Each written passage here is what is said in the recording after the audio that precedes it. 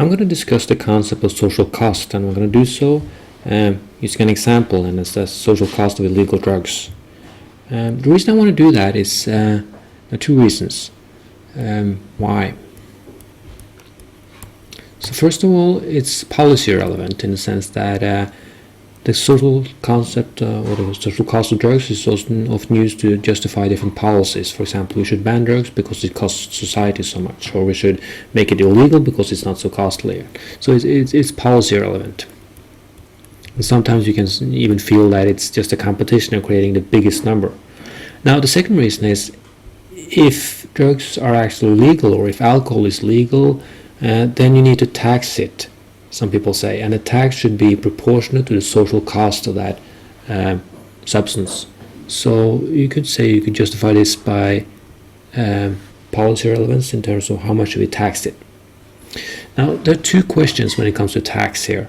The first is, and also the concept of social cost. And the two important questions, those are, first of all, what are the important cost categories?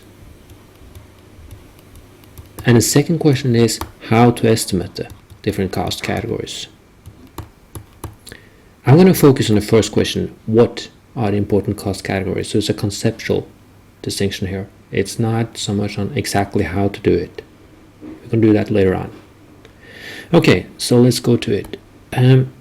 Before I start, I want to give some examples. And the examples I want to give are from some of the categories that are controversial. So the examples would be, to what extent should we include, for example, the cost of the drug itself in the estimate of the social cost of illegal drugs, cost of drug. The second example, and some people do that and some people do not. Same with alcohol. Some people include a cost, some people do not. The second example would be, and this is a category that people include all the time, the value of stolen property related to illegal drugs. People steal things in order to finance their habits, and that's a cost, the social cost, people say. So it's the value of lost property, stolen property. Stolen property. The third cost category that is interesting is human suffering. Okay. Should that be included or not?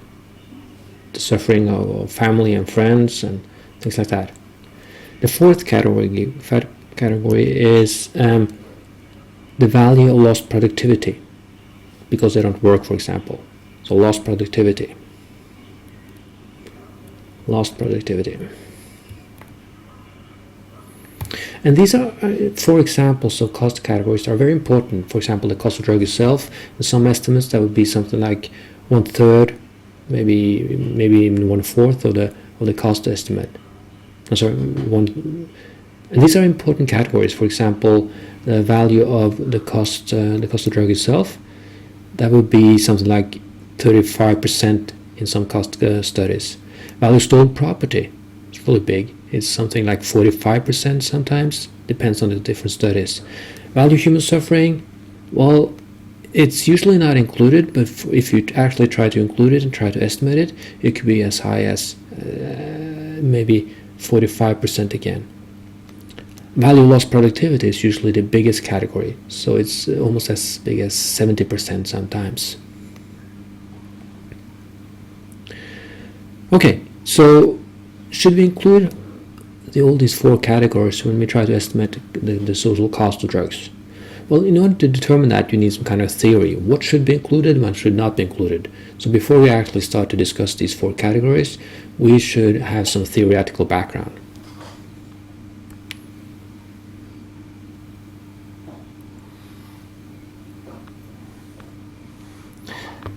Now, the theoretical background I'm going to use is twofold. First of all, I'm going to discuss the concept of cost itself. And in economics, it has a very different meaning from what we usually use in normal language. So in normal language, the concept of cost is usually associated with suffering, in the sense that it's something you have to give up, which is kind of true, but it's not. It doesn't capture the full economic sense of cost. So let me draw a diagram to illustrate what I mean. The concept of cost in economics has to do with what you have to give up in order to get something. So let's say you have an alternative between, you can choose between A and B. And if you choose A, you will have some good consequences, some bad consequences. So let's say the bad consequences associated with A are this big. That's the bad consequences. The good consequence and the bad consequences associated with B is this, so it's smaller. Now, we also have some good consequences. So let's say the good consequences associated with A is really large, and the good consequences associated with B, they're not so large.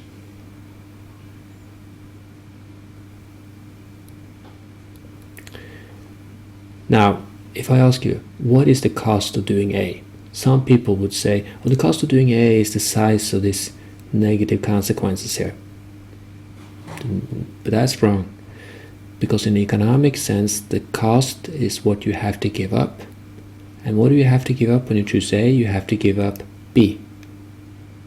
Okay, so then what is the cost? It's the net value of what you're giving up. It's not the plus value, it's not the negative value, it's the net value of what you're giving up if you choose A. So if you choose A, how much are you giving up? You're giving up, we have to draw this again, the net value, you have some plus, some minuses, and overall this is a small plus value. But for A, for example, the net value is slightly bigger. You have a bigger negative sign here, but you also have a bigger positive sign here. So now, if I ask you, what is the cost of choosing B? Well, the cost of choosing B is this here. What is the cost of choosing A? Well, that's what you have to give up. You have to give up this much. So it's not the negative sign itself, it's the cost, the net cost of what you have to give up.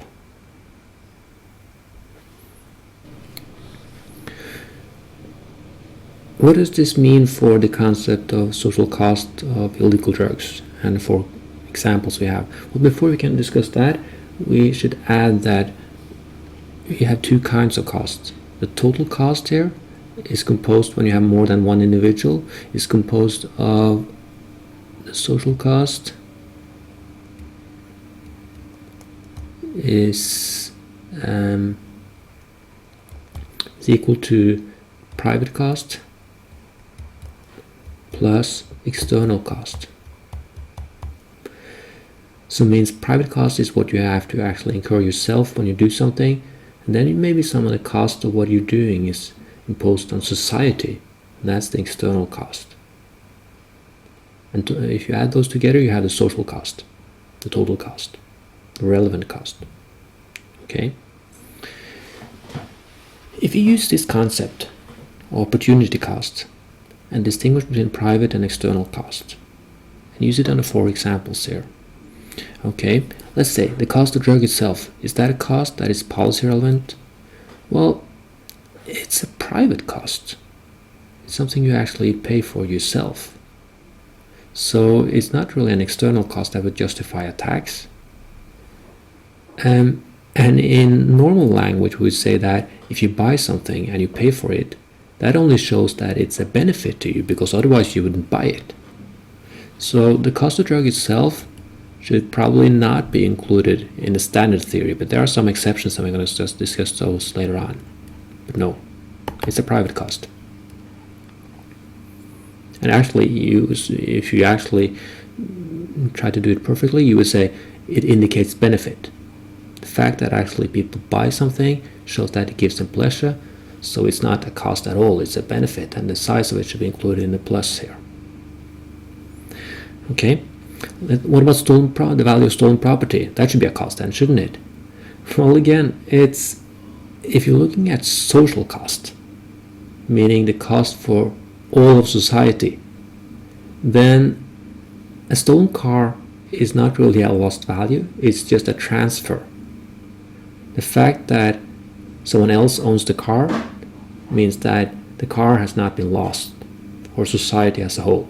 True, if you're only looking at the cost for people who have cars compared to people who do not have cars, and the car is stolen, then for a group of people, that is a cost. But for society as a whole, it's just a transfer. So it's not a cost in itself, it's a transfer.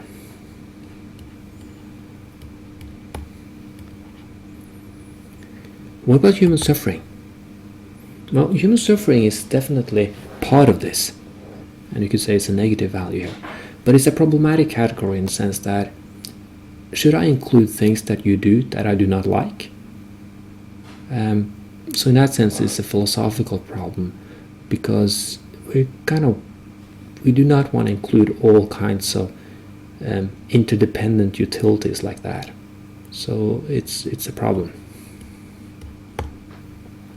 What about lost productivity? Again, I would say it's a private value. The fact that if I don't do anything, I will not earn money, that's not your problem, that's my problem. I'm not earning money. It's not a justification for imposing anything on me. So it's a private loss.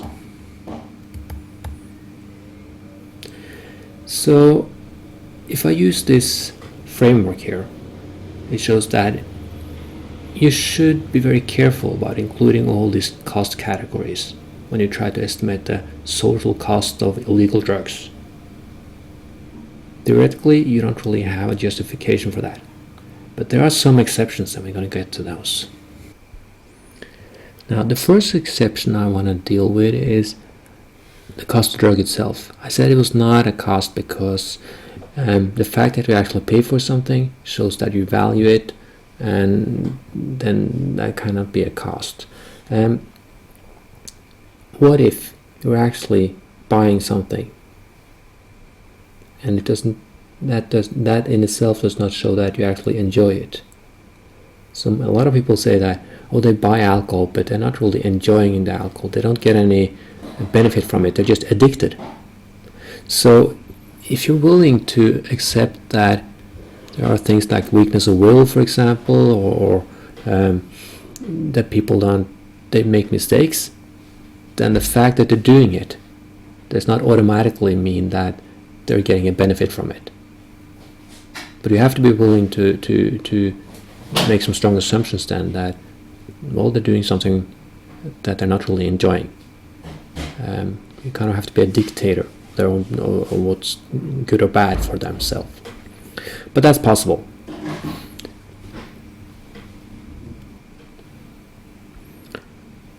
What about the human suffering then? Well, it is true that human suffering should be included if you want to include everything. I said it has some problems there because you want to be careful when you include other people's opinions about your own behavior. But there are true sufferings that they have. If you have a drug addict as a son, there might be true sufferings there. But one problem with that, which is different from the problem I mentioned, is the fact that what if the suffering itself is caused by the fact that it is illegal? So what if the cost of illegal drugs and the human suffering associated with it is closely related to the fact that it is illegal? Then you can't really be just a positive feedback loop to say, oh, we should ban it because it's so costly, because it causes so much human suffering. Well, part of that is because it's illegal, so people have to go to jail, or it gets very difficult to get the drugs, they have to get the money, and they can't live proper lives. So the cost itself is caused by the very fact that it is illegal. So that makes it kind of circular to justify a ban by saying it causes great human suffering, at least partially.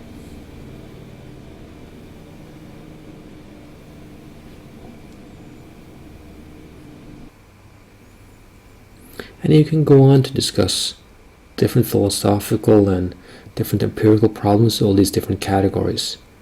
But this gives you a flavor of all the problems. It's not obvious how you should estimate the concept of social cost of something. And often the studies you see, they don't reflect enough on the theoretical problems here. You just list some categories and think it's obvious that this should be included and this should be included. And often it's not. Thanks.